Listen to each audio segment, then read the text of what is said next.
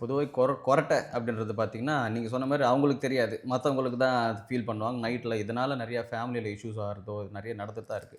கொரட்டை பொதுவா ஏன் வருதுன்னு பார்த்தீங்கன்னா, நம்மளோட நாக்கு இருக்கு இல்லையா? நாக்கோட பின்பகுதியும், நம்ம அன்னமும் இது 2ம் சேர்ற இடத்துல இருக்க மசில் தளர்வடையுது. எப்போன்னா, நம்ம விழிச்சிட்டு இருக்கிறப்ப நம்மளுக்கு பொதுவா கொரட்டை வராது. தூங்கும்பொழுது நம்ம உடல்ல தளர்ந்து நம்ம ரிலாக்ஸ்டா தூங்கும்பொழுது, அங்க இருக்க தசைகள் எல்லாமே வந்து தளர்ந்து பின்னோக்கி போறதுனால, நம்மளோட ட்ரக்கியான்னு சொல்லக்கூடிய மூச்சு குழாயில போயிட்டு இந்த மசில் போய் அழுத்துறதுனால, நம்ம மூச்சு ஒழுங்கா மூக்குல விட முடியாது. ம். அதனால நம்ம என்ன பண்ணுவோம், வாய திறந்து விடுவோம். வாய திறந்து வாய்க்கும், மூக்குக்கும் இடைப்பட்ட இடத்துல வந்து நம்ம 2த்தையும் சேர்ந்து இழுக்கும்பொழுது, இந்த சவுண்ட் கொர்ரு கொர்ருன்னு சவுண்டான ம். கொரட்டை வருது.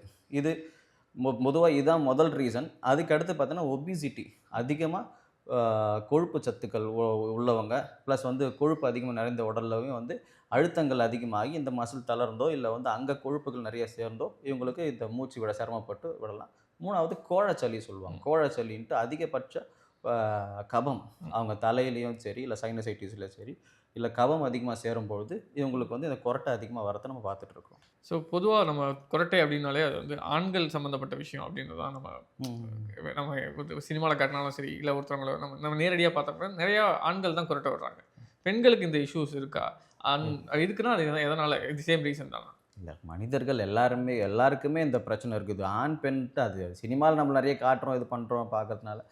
ஆ என்னன்னா ஆண்கள் வந்து மேபி எனக்கு தெரிஞ்சு சீக்கிரமா பெண்களோட சீக்கிரமா தூங்கிடுவாங்க பொதுவாவே. ம். ம். அதனால பெண்கள் கொஞ்சம் விழிச்சு இருக்கிறதுனால அவங்க கொரட்டை விடுறத பார்க்குறாங்களோ என்னவோ தெரியல. ஆனா மேக்ஸிமம் வந்து பெண்களும் தான் கொரட்டை விடுவாங்க. ஆண்கள் மட்டுமே விடணும் இது இல்ல. ஒபிசிட்டி இந்த மசில் தளர்வாகுறது இந்த மாரி நெறைய ரீசன்ஸ் இருக்கு கொஞ்சம். ஸோ நம்ம குறட்ட விடுறதுனால, அது வெறும் சவுண்ட் தானே.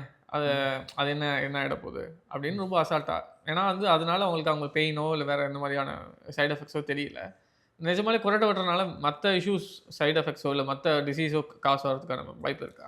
இல்ல சார். கண்டிப்பா இது சாதாரண விஷயம்லாம் கிடையாது. கொறட்டை விடுறதுன்றது நம்மளுக்கு அன்னைக்கு ஒருத்தர டிஸ்டர்ப் பண்ணதுன்றது மட்டும் இல்லாம, அவங்களுக்கே என்னென்ன பிரச்சனைன்னா, அவங்க நாளுக்கு நாள் கொஞ்சம் கொஞ்சமா வந்து சிலர் வந்து கொறட்டை விட்டுட்டே இருக்கிறப்போ, ஒரு பிரீத் கட் ஆயிடும். ஏன்னா, நல்லாவே அந்த தசை வந்து போய் உங்கள அடைச்சிரும். அடைச்சு கட் ஆயிட்டு, அப்புறம் ஒரு திரும்பி கிரும்பி படுத்து மூச்செல்லாம் இழுத்து விட்டு மறுபடியும் விடுவாங்க. சிலருக்கு தொண்டெல்லாம் ஃபுல்லா வறண்டு போயிரும். இந்த மாரி இஷ்யூஸ்லாம் வரும். இது நாட்பட்டு போக போக என்ன ஆகும்னா, அவங்களுக்கு பிராணன் கம்மியாகும். அதாவது ஆக்ஸிஜன் வந்து அவங்க உங்க உடம்புக்கு குடுக்குற சப்ளை வந்து கொஞ்சம் கொஞ்சமா குறைஞ்சிட்டு போயிட்டு, முதல்ல வந்து என்ன ஆகும்னா, உங்களுக்கு லங் சம்மந்தமான விஷயங்கள், இல்ல அது சம்மந்தமான நோய்கள், வீசிங்கோ, இல்ல வந்து ஆஸ்துமா வரைக்கும் எடுத்துட்டு போறதுக்கு வாய்ப்பு இருக்கு. இல்ல மசில் சம்மந்தமான பெயின். ஏன்னா ஆக்ஸிஜன் சப்ளை நீங்க ஒழுங்கா குடுக்கலன்னா, ரத்த ஓட்டத்துல ஆக்ஸிஜன் கம்மியா இருக்கும்.